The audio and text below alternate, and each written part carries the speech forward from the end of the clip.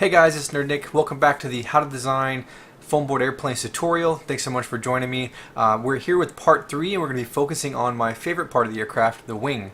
Now it's my favorite because I actually developed a speedwing design that I spent a lot of time and energy to really perfect. One, to make it a very strong wing so you can handle very high speeds, very heavy aircraft while keeping the wing very thin and light, as well as designing a very repeatable high performance airfoil. And so what I'm going to show you right now is how to design that exact speedwing. So you can take your plane and give it a nerdnic speedwing very easily, and it's going to perform amazing. Now, if you do not want to make a speedwing where it has the beveled trailing edges and wingtips, that's fine. I will show you how to make a standard, kind of flight test style under camber wing as well. We're going to use the exact same techniques with a few minor changes, and I'll walk you through those. Okay, so go ahead and load up your file here. We're going to jump right into the wing. And this will be the first time that we get to use the templates, which is going to be fun as well. So go ahead and head over to my website, nerdnic.com, and on the part 1 and part 2 blog, which if you hit the blog button and go to how to design planes, you'll see part 1 and part 2 show up. There is now a download templates button on both, and I'll include this on each upload moving forward, just so you can grab it. What I have here is the Adobe file. This is the Illustrator file that you can download. If you're using Illustrator, you can open this file and you will be, you'll basically see this exact file on your computer. If you are not using Illustrator, you can use the PDF, and I've saved the PDF in a way that retains the layer information. So when you open it in your program, it should show up like this where you see the layers. Now, if someone could check this for me in whatever program you're using, give me some feedback and let me know if I need to tweak this file or save it in a different format to work better for you. I'll continue to update this folder. That you can, this may have 4 or 5, maybe more different file types by the end of this. So let me know, give me that feedback so I can make sure you guys are getting what you need. But otherwise, let's go ahead and jump in. So with the template, we are going to go ahead and grab 2 things.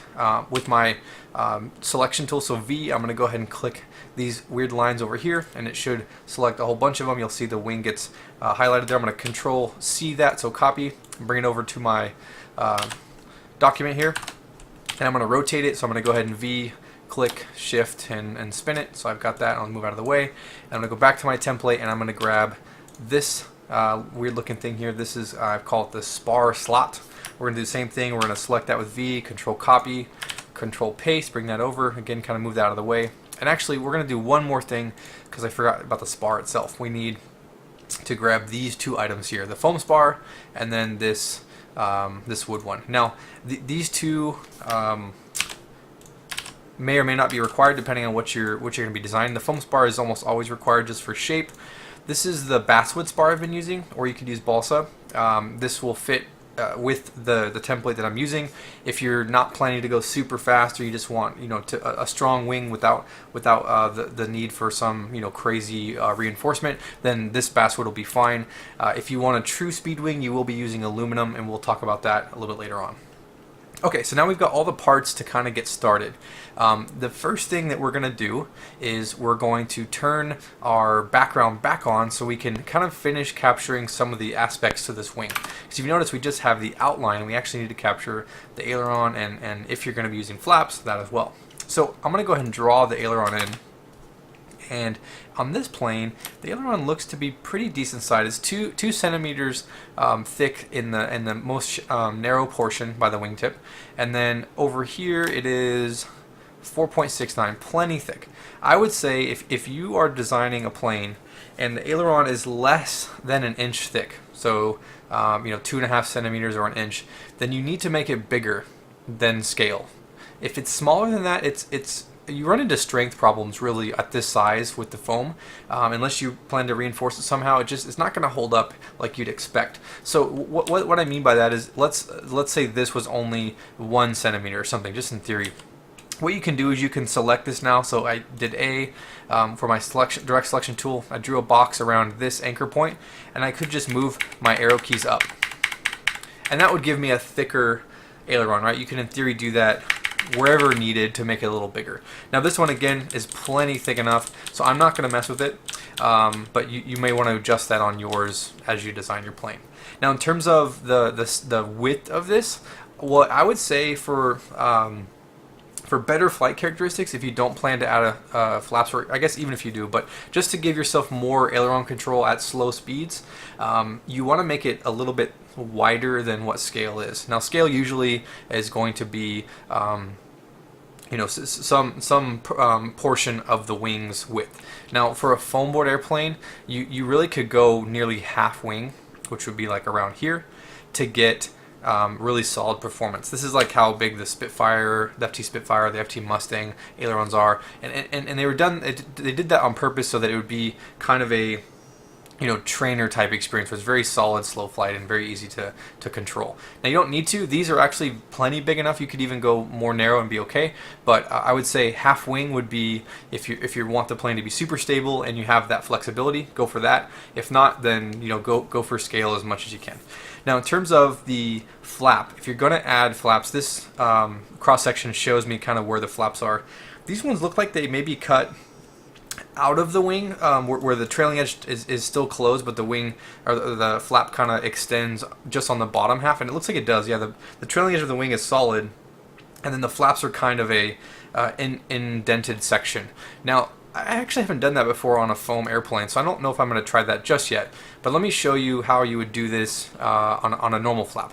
What I'm going to do is take my line tool again, and we're going to follow the flap line here to about where the fuselage would be, which is here on this this guy, and then you would ultimately draw it, you know, down.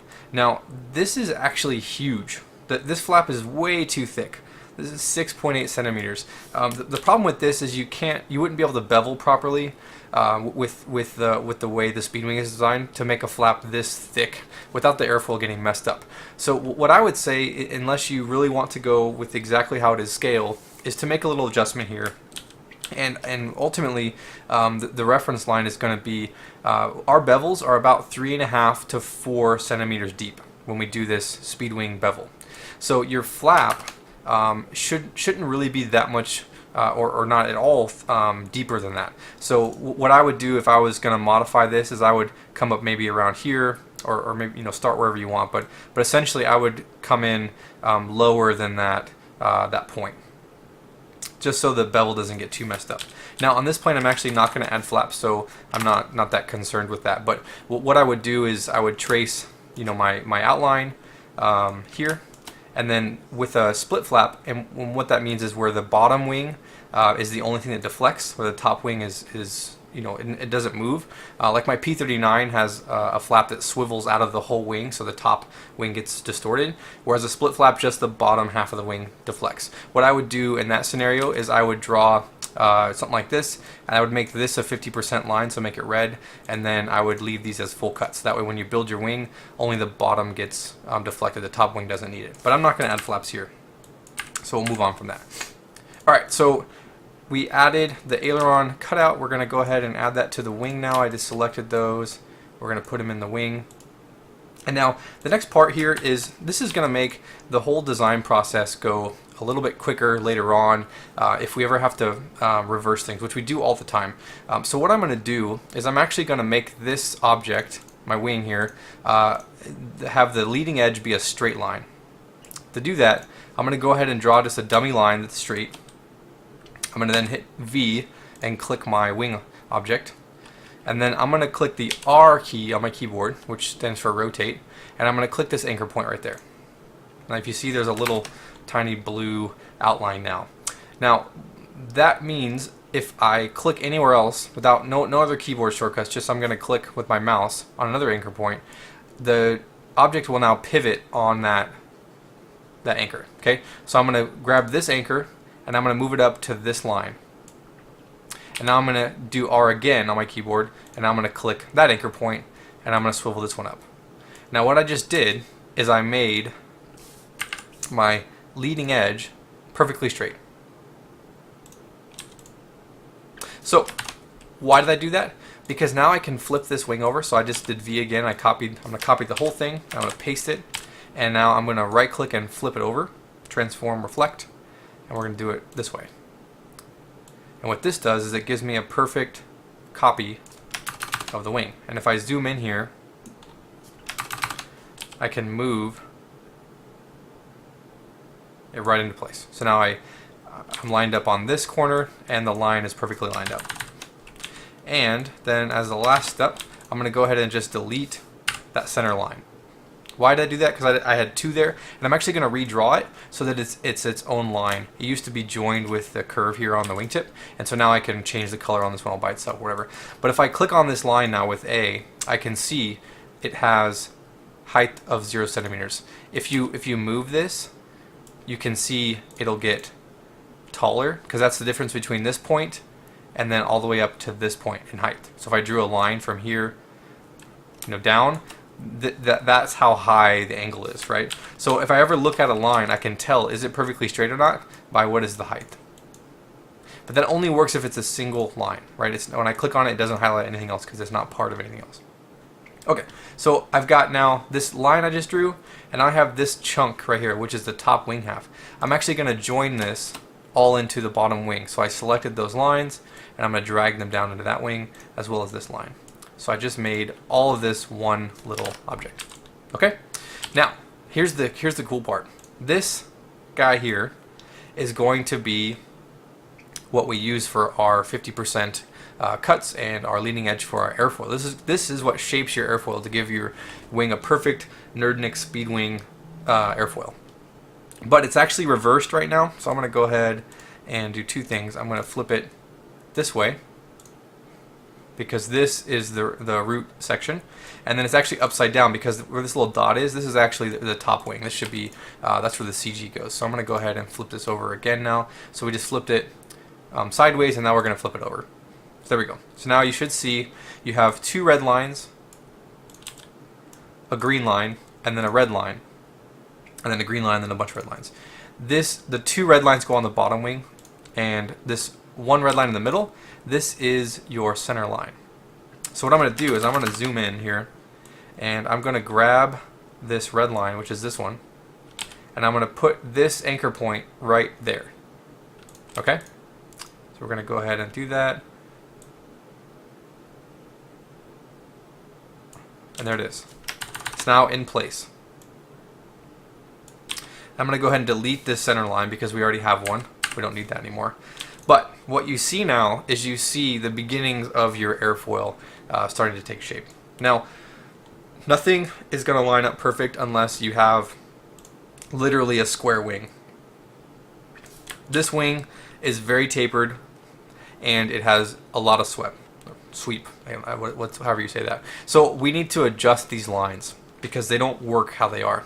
Because really, the airfoil line should run kind of this direction, right? So what you need to do here is you need to make some judgment calls around how you want to do this.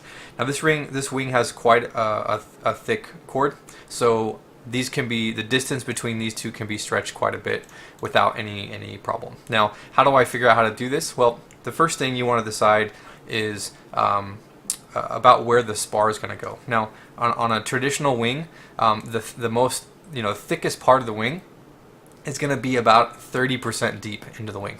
40 on like a performance type wing where you want a lot more speed. So if this is 27 centimeters, that's, let's say 30. 1/3 is going to be 10, and that's about 30%, right? So if 10 centimeters is the highest point on this wing, then this is where the spar is going to go, right? This is where your foam spar and your aluminum or your wood is going to sit. So 1/3 down, I'm going to go ahead and make a line there, and then I'm going to go ahead over here. I'm going to click V and grab this weird looking thing. And what this is going to do is this is going to set our main spar, because this is I'll show you here. So I'm going to do the same thing I did before where I rotate an item. So I'm going to set it next to my wing here. I'm going to click R. I'm going to click on the anchor point. I'm going to grab this anchor point and swing it down until it touches. Then I'm going to click R on that one and do the same thing. Move it in. Boom. Now it's lined up. Now, when I hit V and I move this around, if you can see here, this is my 30, this red line is my about 30%, and I'm going to put that right about there. Now I can delete with A, so I'm just picking the one line, I can delete that line, and then I can delete this little 30% line I also made up. There. So now we have essentially created, where's our spar line going to go? This is the highest point of the airfoil, and then these lines now, it'll make more sense where they should go, because these ones should usually be about evenly spaced between it and then the leading edge. So there's about an even amount of space between here, and then between leading edge. And then for the rest of this, you can kind of clean these up by, you know, bringing them in or whatever, depending on the shape of your wing. You kind of you can play around with it. But really, there's no wrong way to do the wingtip since it kind of sits pretty flat anyway. So it's not a big concern. This is more of the concern. Now with this wing, with this design, and the spar is going to sit right about here, and it's going to run then down. Right, it's gonna basically occupy this space, which this ends up almost perfect, because you want the spar to end almost or as close as you can to the middle of the wingtip. So if you drew a line here, you know, middle is right there, so it's pretty close, right? Ideally, it would be a little bit more angled, but you can't necessarily change the angle of this spar because it's wood, right? You can't bend wood. So if you're not going to use wood and you're just using foam, you can definitely change the angle of this piece to match right to the middle of the wingtip. It doesn't really matter all that much though, but just something to point out if you're planning to just use the foam spar versus aluminum or the wood, because you can't bend the wood. And I hope that makes sense, right? Wood, it has a dihedral in it, but you can't bend it side. It doesn't bend laterally, right? Like it's going to sit in the wing straight. So that's important there. Okay. So the next thing is we're going to look at these top lines. And the top lines, these ones you don't have to change all that much though. As we noticed with the bottom lines, we did change the taper. We kind of brought them wider and brought them towards the tip at an angle. So we can kind of play around with that, but ultimately you don't have to do all that much. The more important one is this guy here, because what we want to figure out is, again, we looked at here, this is where our spar is going to sit, and the full thickness of the foam starts, or the wing, sorry, starts at 979. So that means this guy here has to be shorter than 979, which it is. It's at 678, and then we have to see it's going to end. The thickness of the foam of the spar is going to end at about 11 centimeters. So that means this last line has to end after 11, which it does not right now. If you don't move these two, then essentially your airfoil just won't shape right. So to cut this, you know, sorry, I'm not explaining myself very well. To make this more straightforward is this second to last line must exist before. So if I had folded my wing over, the lines have to kind of sit like this. If you can visualize this with me, they'd have to sit like this, where this spar sits between these last two lines. Okay, hope that makes more sense. And to do that, you just measure it, right? So again, this one starts at 9.7. So what I'm going to do is move this one to about 9.6 or so, right? So I'm going to make sure this guy here sits right about there. And then this next one has to clear the foam spar, so around 11.73, right about, I'll do 12. Okay, so there's that. And now what we do is we're going to kind of adjust these other ones to match in. And the way this works is the distance gets further apart. So as you move back, these guys get a little bit wider. So it should be like short distance, a little wider, a little wider, a little wider, and then, you know, kind of consistent. But it should kind of fan out a little bit. So that's good there. And then for the wingtip section, I would start with this guy and kind of angle it down to about there. And again, I'm eyeing a lot of this because I've done this quite a few times, and this is about what it needs to look like. So on the wingtip, then again, the distance is very similar, right? You never want to have something super crowded, right? Like that would not be good, right? These are all you know, pretty even. Now this can be adjusted, you know, after if you test it doesn't work out. Really, what this is going to do is set the shape for your wingtip. So yeah, try and model something similar to this, and you should be good to go. All right, so we've stretched those out. For CG, this is what I use for the marker. This will not be appropriate on just any wing. What you usually want to do is put this at about 20 to 25% on your first test, unless you're going to use like a calculator online to design your, or to figure out your CG, which you definitely can do.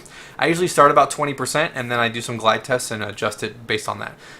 If I'm having trouble, then I'll go to the online calculator and try to figure out what does it tell me it should be, but about 20% would be, you know, appropriate. Now, again, how do I figure that out? If my wing is, you know, 27, you'd find out what 20% of that is and you know, put it there. One last thing we're going to do on this top wing, sorry, a couple more things we're going to do, but right now we're going to select this corner, so I'm going to hit A and just grab these two lines, and I'm going to press my up arrow key 5 times. Now I did this because the top wing is actually slightly thicker, wider than the bottom wing, and this is important because when you do the fold over, there's more stuff going on the top, right? The airfoil itself is thicker. There's more mass there on top, so it has to be longer. So 5 arrow keys, and then we're going to go over to here, to these two. So I'm going to select that one, and then I'm going to hold Shift and select that one, and I'm going to do it 3 times. Now that should be enough based on how this airfoil plays out to make the trailing edge line up. If for some reason it's not long enough or whatever, you can always come back and throw in a couple more or take a couple away, whatever you see fit. Okay? The wingtip doesn't have to be adjusted, it's just up to the curve. Now I'm going to delete this now, so I'm A and I'm selecting these two guys. We don't need we don't need the aileron up there. Actually, let me go back. If you're not building a speed wing, you might want to leave those because that's where you're going to cut your aileron out of. If you are building a speed wing, then you can go ahead and remove those, which I'm doing there. Okay. So the next step here is a couple things. We need to identify what is our bevel line, and to do that, I'm going to go ahead and click A and click on this line. Once I've done that, I get my green here, so when I click my line tool, the next line will be green, which is kind of cool. So what you want to do here is from the basically wherever the 50% leading edge ends, that's about where you want to start your bevel for the tip. So right about here. So if the bevel line if the leading edge ended somewhere else, then you would want to move your line to match wherever that is. Like on the Spitfire, it's way in because it has a big, long elliptical wing. On this guy, it sits, you know, right about there. I'm going to draw a straight line to about where the aileron is. You do not want to come in like this, for example, because what that means then is, if you imagine, if all this stuff gets beveled, right, from thick, one sheet of foam thickness here down to none, and then again going down, then there's going to be a bend here. Like the aileron itself would have curve to it. It wouldn't be a straight hinge, and it won't flap. It won't adjust and deflect properly. So you don't want to do that. You want to bring this bevel to either right at the aileron mark or in front of it, never past it. Okay. So you want to bring it right to it, and you want to leave a gap. There is no real right answer here. I would leave probably about the thickness of a foam, whatever your foam is using, so about 5 millimeters thickness here. And you're doing this because when you do the bevel on both top and bottom wing and you fold it over, the whole aileron has to be beveled. If it's not beveled, then that means there will be an air gap sitting right in here, right in this section, and that air gap is going to prevent your aileron from moving correctly. So the bevel has to end before the aileron. Now it could be a little closer if you want, but then you're going to get some glue smudge and it's hard to use. So I would give it about 5 millimeters or so worth of gap. Now that also means as I extend this down, I can't cut through the aileron, right? I have to follow this line, which this is actually a pretty thick bevel line. When I look at this, almost 5 centimeters. I told you before it was like 3.5 to 4 or so. So it's actually pretty thick. What I'm going to do is I'm actually going to adjust my aileron because this is going to be really hard to continue this bevel. What it'll end up doing is messing up the airfoil shape, and we don't want to do that, right? We want to have a very consistent airfoil. So we are going to actually adjust this. So I'm going to go ahead and select this with my A. So I did A and I drew a box around these anchors, and I'm going to go ahead and move this down. So I'm going to go right about there, which should be a little bit more comfortable. Yeah, this is at 4. So now I'm going to grab my line here and I'm going to stretch it down to there. And again, I'm avoiding cutting into the aileron, right? Make sure you have that gap. So there's that bevel line. And then we're going to go ahead and select these three. So to do that, I held shift. I drew a box with, so first I did A, and then I held shift. I drew a box around that anchor point and around that anchor point. And now if I do a control copy and a control paste, I have my bevel line, which I'm going to flip over, transform, rotate, horizontal. And now, if I put this in place over here, right where the other one was, right over the top of it, I now can delete that bottom one that was there, and I have the exact same bevel on the top wing, which you can then take and connect these lines to if you want to make it look nice and clean.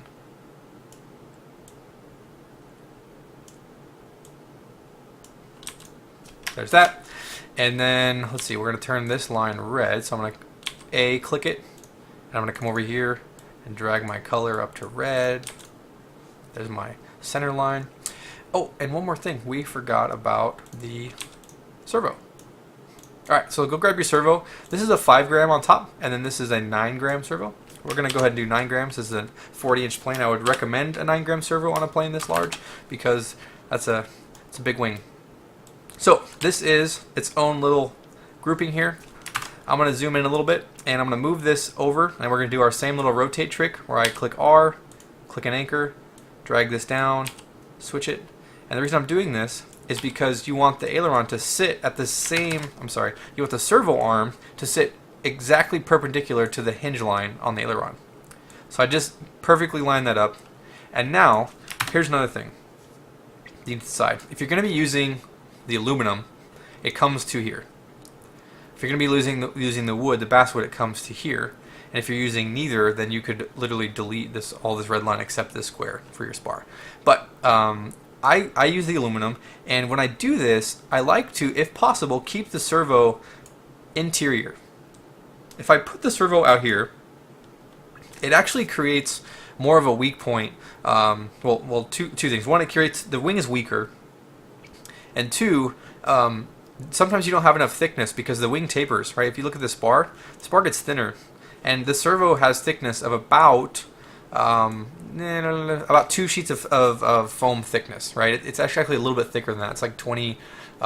It's like 21 millimeters, I think. I'm sorry, I didn't mean. It's like 2.1 millimeters, I think, is the thickness. So the further you get towards the wingtip, you can't embed it in the wing properly, right? So the way I design it is it sits fully embedded in the wing. So this 50% line means it sits buried in the bottom wing, and then the further you go out, you may have to also bury it in the top wing. Now, if you stay inside of the spar, you do not need to bury it. But there's a problem here, is that this right here is barely past, right? If I drew my line, my control rod line, it's barely past. And I don't really like putting it that close to the edge, because then this section of the wing, when you deflect, it doesn't have the stability of your control arm or control horn. So it flexes, and it'll fly fine, but this will start to fatigue. And if you're building a fast plane, this will fail, right? You don't want that. So what I like to do, the best I can, right, is one, keep it inside the spar if possible, and then two, try to get it, ideally as close to the middle of this control surface as possible for strength. Now, I'm going to cheat, and instead of moving my servo to the weaker part, I'm going to make my aileron a little bit longer, because that will solve part of my problem. So now, the control surface will get hit by the control rod a little bit higher up, and while it's still not the strongest ever, like if I was designing a plane purely for strength or for speed, this would not be the plane or this would not be the configuration I would use. But this is going to be plenty strong enough for even, over 100 miles an hour flight. Okay, so you can play around with that. But again, if the servo is inside, it will not need to be embedded in the top wing. If you move it further, you're going to have to copy this. And the way I do that is I copy the servo and the center line, flip it, and you can then easily line it back up. So I grab my center line, put it with the other center line, the original one, and then bam, that's where your servo goes. Then you're all good to go, right? Then you can clean that out or whatever you want to do. I'm not going to do that because it's not necessary here. One last thing to note is that the spar itself has thickness. So the little channel is for the aluminum or for the basswood, and then next to it is where the spar is going to go, the foam spar. So the foam spar has 2 sheets of foam thickness, which means as I extend this out, I have to move this guy so that it doesn't run in the way of the spar. Now, if you can put it in, if you have to, the wing's very narrow or whatever, you can definitely put this up against the wood. You can even flip this whole thing over so the foam spar goes on the other side. You can do whatever you want. There's no right answer here. But if you do that, then you got to cut your spar in half, right where the aileron is. And that is fine. I've done that on many of my planes, but it also creates a weak point. So just know if you do that, this section of the wing will have, most likely, it's going to be the first place to crease as soon as you crash, or even just over, it's going to fatigue over flight right there. So do the best you can, I would say, to keep that foam spar fully intact. Okay? And to do that, you just got to make sure you account for the thickness of the spar. There's that. Alright, the last thing I do here is if you are going to add flaps, I'm going to actually draw some in because, hey, you know what? Maybe someone would like to use them. I'm going to draw some flaps in. So I'm going to go ahead and line this up. I'm going to we're going to do 2 things here. We're going to extend this line along the same one so I have a continual shape there. There's that. And then I'm going to draw my closure there. And now here's what I like to do with this. Here's how I like to handle these flaps. I am going to allow you to decide if you want to use them or not by doing this. I'm going to grab my pen tool with the plus. So I clicked, right clicked, I went to plus, and I'm going to add a break there, right there, and right there. And now when I delete this, what I'm leaving here is a section that even if you bought like a kit from me or something, a flap would be fully adhered. It just has these guidelines to show you where you should cut to break the flap free. That make sense? And now I'm going to go ahead and bring this line back now that I got the proper angle. And I'm going to draw a new line. And this new line is going to turn red because the bevel line is red, and that indicates that the flap hinges from the bottom. When we do that, we're going to copy this guy. Now we don't have to adjust the angle anymore because we use the same line, right? That's why I grabbed that servo line and pulled it down, because I wouldn't have to move this. You could do a different angle line if you wanted, but then you'd have to readjust your servo, right? And now I'm going to pick a spot right about here in the middle and say that looks good to me. There's your flap servo. Now over on this guy, I'm going to go back to my pen tool with the plus, and I'm going to break it here, here, here, here, here, and here.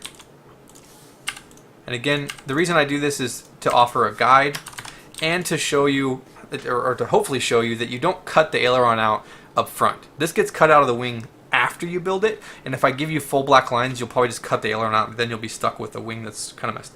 So those lines you should score, while you build the wing, but until you fold it over, you don't cut the aileron out. That's what that's there for. Okay, last step for the wing is we need to take all this stuff that we just added, which if I do A and drag a big box around it, I can see all the lines. I need to select all these lines and put them inside of the wing. So I'm going to add the spar slot inside. I'm going to add the other wing. I'm going to go and grab these lines. I'm going to grab the servo, the other servo, all of these lines, and now what are these? I don't know what this is. Yeah, this is actually part of the wing too. I just didn't grab them. That one there. Cool. So you have it, guys. You have a completed speed wing. This literally, you could print it out right now, confidently know that it would build perfectly. The airfoil will be the perfect shape. Everything's going to line up. Your spar is going to work properly, and it's good to go. Like, this is, with this template, that's how easy you can design a super high performance wing with no problem. So that's the speed wing, right? And actually, before I go on to the basic wing, let me show you something that I just forgot. We have to add a slight curve to this line, because this plane has dihedral, so this top wing has to account for that. So how do I do that? I'm going to delete that line. I'm going to go over to my pen tool. Sorry, I was kind of wrapping up and giving the speech, and I forgot a step, so don't be too angry. So what I'm going to do is I'm going to start at the top wing with my pen tool, come down to the bottom, and I'm doing it this way because as soon as I start to bend this line, remember the bend starts closest to your anchor point first. If I wanted the bend to go the other way, I'd have to stretch it way down and bend it, and I don't want to do that. I want the bend to be close to my anchor point. Now all I'm going to do is as soon as I clicked, I'm going to move this the slightest amount and say it's done. This now curves so ever so slightly. If you notice, my lines did touch here, right, are pretty much touched, and now there's a very tiny little gap that accounts for the wing dihedral, right? That's it. That's all it needs. It doesn't need any more. What you can do once you build it, if you realize, hey, I do need more because I have lots of dihedral in this plane, it has crazy dihedral, then you can come adjust this, right? You click this, you can give it a little bit more if you want. But for this spar, if you were to use this one, which is again pre-built, you only need that much. If you want to get scale dihedral, then you can go back to your image and you can decide and see how much does it actually bend wingtip to wingtip, and you can adjust this thing into the spar accordingly by simply selecting, right, grabbing this, and then you could just move it down or up or whatever, and then there's your new percentage of dihedral. Whatever you want to do, you can adjust that and make it your own. But if you want to use what I use, this is the same amount I use on my P39, my Ki-61, my 800 series Spitfire. That's the same spar, so you can go with that, and it's a pretty solid wing. Okay, so that's the speed wing. The only adjustment you have to do, and this is the cool part, if you want to build a basic wing, is you take right where this bevel line is, and this becomes your trailing edge. Very simple. So I would basically, you can adjust how much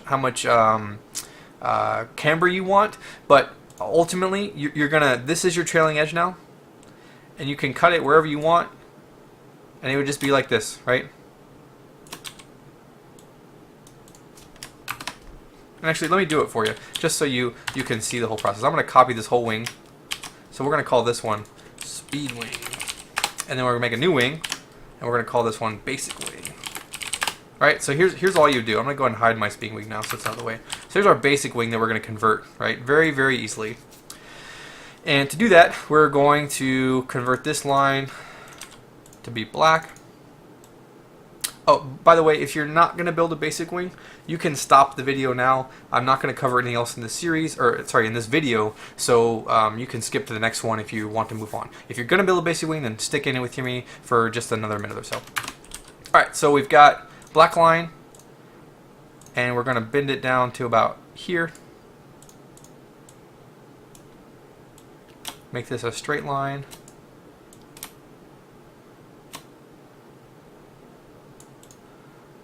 There. Bring that back.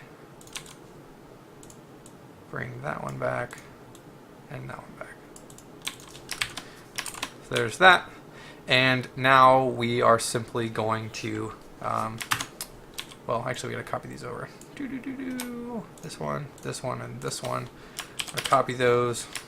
Actually I need the middle line too. Copy those. We're gonna flip them over. And this way, if you had decided to do this from the beginning, you would still have the aileron on the top wing, so you wouldn't have to do this part here. But I deleted it, so I had to re-edit it. So there is that. You can delete that second line that I just re-added. And there's your aileron now. So now all of this stuff on the bottom wing can be deleted. That's kind of cool. So we can bring this guy back to there. We're going to draw a black line here. This now gets deleted. This gets deleted. That gets deleted. That gets deleted. If you wanted to add the spar, you could flip it over again, or sorry, the flap, and you could put it on the top wing if you wanted. With the under camber though, it feels like you have flaps on all the time, so I don't think so. I don't think you need that. This would become, actually it goes all the way to there, and it becomes black. So there you go, guys. There is your basic wing. You could even, if you really wanted, I guess, you could bring this bevel line. Oh, sorry, you don't need a bevel line. This goes away. This goes away. this gets drawn here. I haven't designed one of these in a while, so sorry if I'm a little rusty here, but it's pretty straightforward, right? Our adjustments are